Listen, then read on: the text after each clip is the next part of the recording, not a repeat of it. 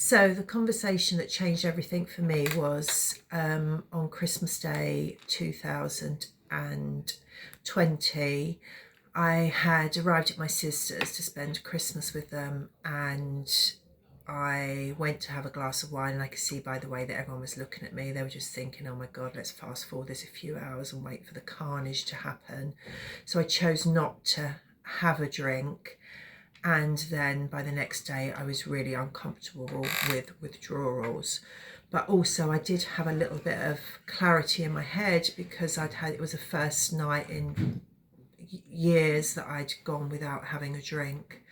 I took a walk to just get out of the house, and I called my friend that lives in Iceland, who has kind of been through, wanted to see me make some changes to my life, but I'd kind of been quite adamant with her that really for me now it was a slow suicide.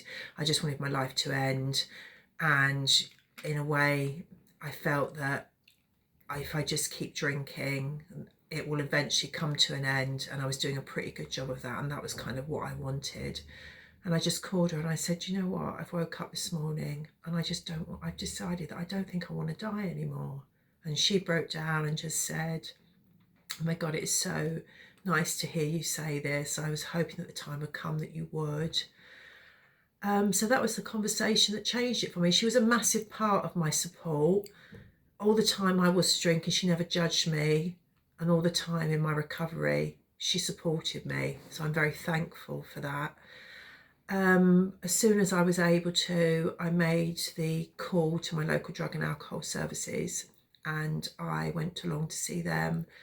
And I had a meeting with a recovery nurse who gave me hope. She gave me some hope that I hung on to, and it kind of went from there. And by the October 2021 was my first day of being alcohol free, and I'm now 4 years in recovery, and I would never look back. And for anybody out there that's struggling, I would really say find somebody, find that friend, find your local drug and alcohol services, just have that conversation with somebody, get that support. And I know how difficult it is, but you will find a little bit of hope somewhere, which will lead to you hopefully finding your way in recovery and looking at what your life can really look like.